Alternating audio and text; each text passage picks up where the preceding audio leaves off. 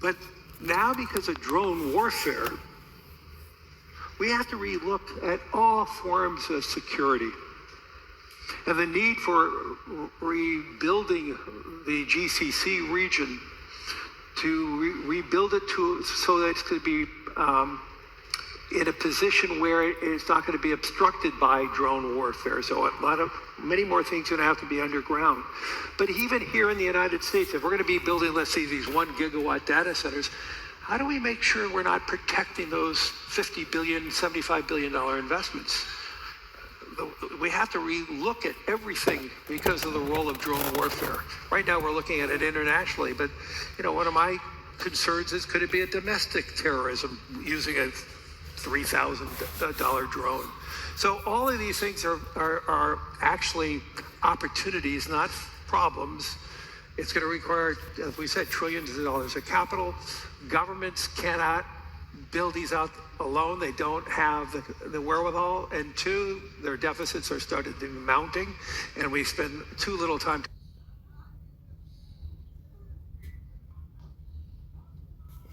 Shalom, all praises, glory, and honor to Yahweh, Bahashem, Yahweh Shai, Bahashem, Rahakwadash, one of the apostles and elders of Great Millstone who rule well. Peace, salutations, and blessings to the elect, pushing the word across the four corners of earth. Risk your life to do so. And what does it say, Proverbs 4:16? For they sleep not, except they have done mischief, for their sleep is taken away, unless they cause some to fall. And the thing about these data centers is they're already using up water. There are already complaints that there's a certain vibration that comes from the damn thing, and it's actually able to vibrate inside people's heads where they actually can feel the vibration. Right? It's actually able to vibrate inside their house. It's a humming. It's a certain frequency. But the data center, basically, the servers and other parts for these cities to be able to connect their systems to. All right, so when they implement these martial law states, which we see the build up towards it now. All right, the whole problem, reaction, solution thing. They'll have the data center, and then they can hook that up, and then they can run surveillance. They can have all the drones and all the cameras and all this, and however they want it. And then the data center is right there to be able to connect to everything and to process everything. All right, and yeah, it's not going to create jobs. They're talking about these centers going to create like 50 jobs. No, you need an electrician guy to hook it up, and to probably maintain him or a team of them. You need an HVAC guy, a team of them. Probably need an IT guy, and then the rest shit could be, maintenance and security. Now check this out: U.S. data center hubs of the future. Yeah, this is all part of the MOTB system. For them to say that you're connected to everything. This is where all the data will be that's processed for these different cities. All right, and they got operational places, which the most of them are in Virginia. They have announced under construction. You got these poor ass Edomites who are in leadership in these different small towns. Then these data centers come to them. We have an opportunity, but you have to sign a non-disclosure agreement. We'll offer you $25 million, whatever the price is, to let us build our data center right here. Oh, and they're like, shit, I could do that and just run off into the sunset, man. Fuck it.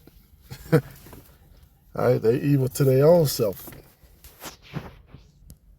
All right, and this is so weak that Esau has to come up. Oh, people might try to drone bomb. Why would they do that?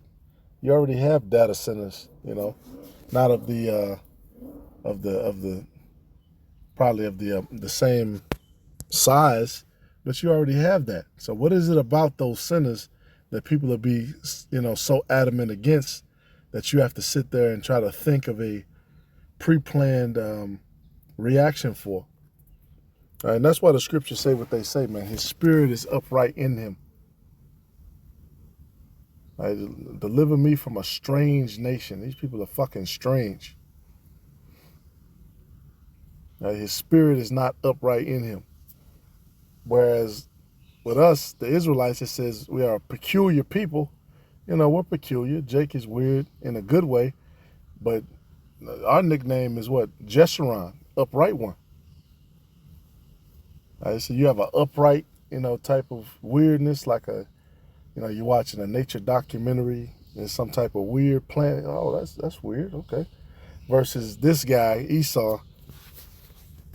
This is Esau's version of weird, which basically a lot of them will come out admitting that those parades are basically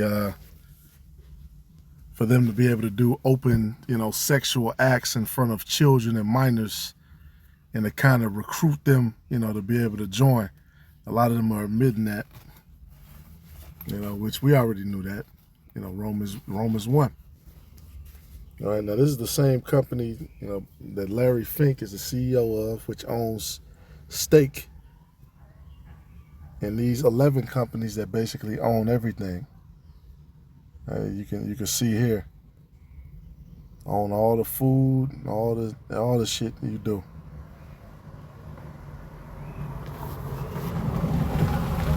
All right, then the food delivery companies, I believe Cisco, U.S. Foods. Now they're on housing, and that's to this guy. It's just a business, and then, but there are too many people on the earth, and we do need to, they're gonna start talking with that kind of rhetoric. All right, this man has to be stopped. His desire is as hell. It's never full. It talks about that the horse leech has 2 daughters.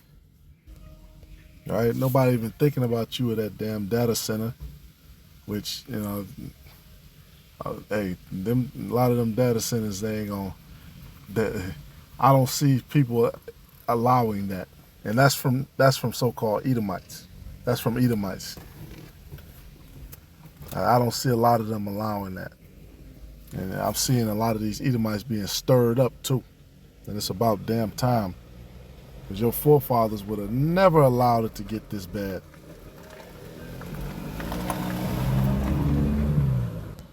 All right, but that's the nature of them, man. The wicked, the fugitive, the red-handed. Right, Proverbs 28:1. The wicked flee when no man pursues. Nobody even pursuing you. Nobody thinking about you. But you still they're after me. Well, hey, the Lord is after you, right? Hey, he has witnesses too. He said, behold, ye are my witnesses. So-called blacks, Latinos, Native Americans, we are the witness against you, which the angels are also a witness against you, and the Lord himself is a witness, but just to uphold the law, we are those 2 witnesses in the flesh. All right, but the righteous are as bold as a lion. So if this was really a good practice, a good thing, and that's how you know when you're full of shit. People try to. That's Esau's whole business model, man. The wicked flee if no man pursueth. They got to sign NDAs and look at these long 100-page contracts with fine print and weird shit that people try to AI search through. Said a righteous is bold as a lion. You look a man in his eyes, shake his hand. That day is over. This is it. Of course, certain things you have to be clear on, but this is it. And if anything else falls around this, we'll work through the situation with both parties. But that's why it says with Sirach 19 and 24. See, it's the Lord is simple, man. Fear the Lord is the beginning of wisdom. It said, he that has small understanding, he that has small understanding and fears the Most High is better than one that has much wisdom and transgresses the law of the Most High. And see, that's what this was from the beginning, because it says Esau is wise through his wisdom and through his traffic. They got great riches. They became rich, great, wise. It's this many cells contained in a nucleus, and then the mitochondrial, and then this and then that aspect, They're able to do a lot of shit. Microscopes, telescopes, oscilloscopes, thermoscopes, right? X-rays, MRIs, they just became able to see a lot of shit. The Lord put them on a high level. But despite all of that, you transgressing the law of the Heavenly Father, that man who's on the lower level, the lowest level, matter of fact, but still has the fear of the Lord and follows his commandments and keep that, like it said, is better.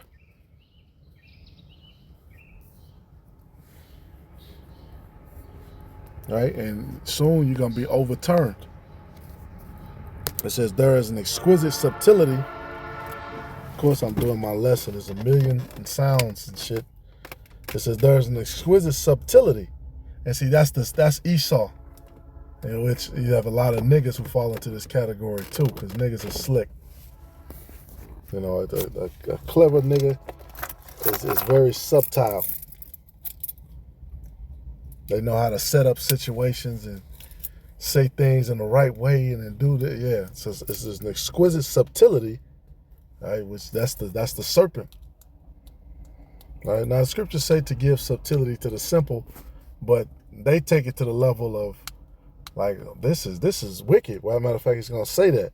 And the same is unjust. It's like, God damn. This is just mischief. Now he that worketh mischief with his hands. It's innocent shed of blood. Like this is just like, God damn. And there is one that turns aside to make judgment appear. And there is a wise man that justifies in judgment. Like I said, there's one that turns aside to make judgment appear, intentionally misleading.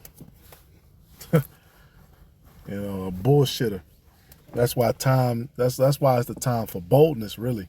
Like we said, we read, the righteous are as bold as a lion. Cause certain shit, when it's too, it starts to be a lot of bullshit and gimmicks in it that just has to be called out. All you brothers out there deal with situations like that. Certain brothers is kind of more bolder like that, but some brothers, might be a little more passive or, whatever. Some brothers like fire, some brothers like water, but it's situations where boldness is required. Right? You have to speak up, you have to say something, and the spirit has to be allowed to move.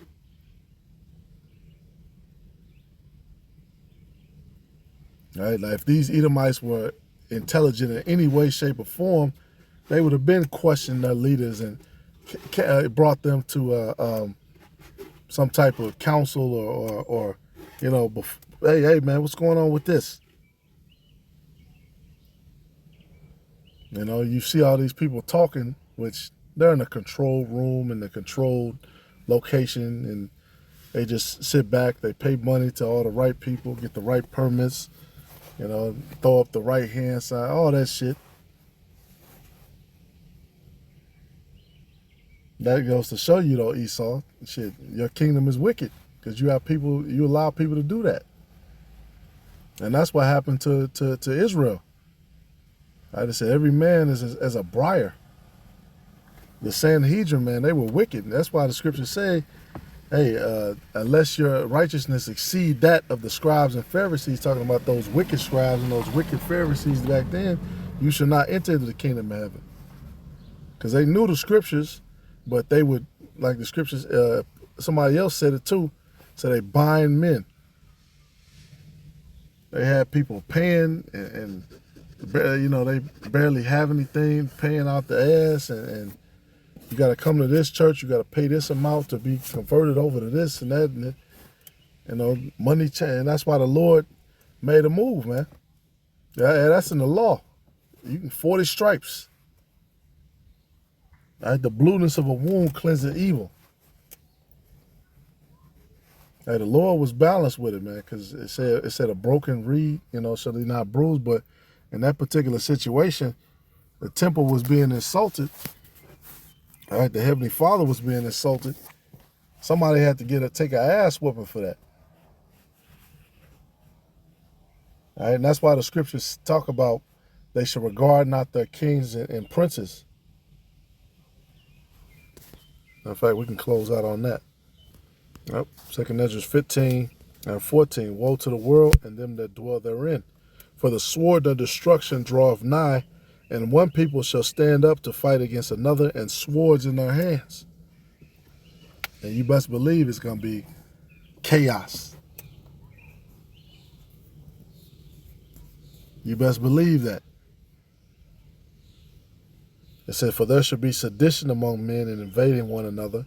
They shall not regard their kings nor princes, and the course of their actions shall stand in their power.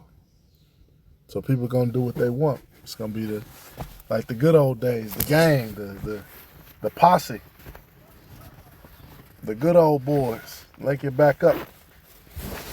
You're seeing that spirit stirred up, man. These Edomites are realizing they're about to lose everything.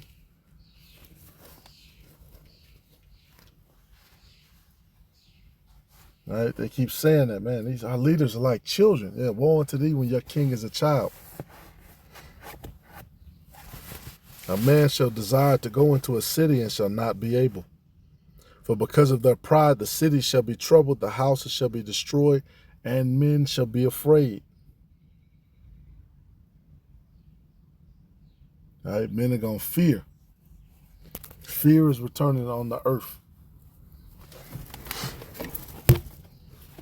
So Larry he's right to be fearful, because when people realize what that shit is doing, how it's fucking them up, especially when a lot of these people get that MOTB in them, they get to tweaking, all kind of open to all kind of spirits, because you already have that people on all these different drugs and shit.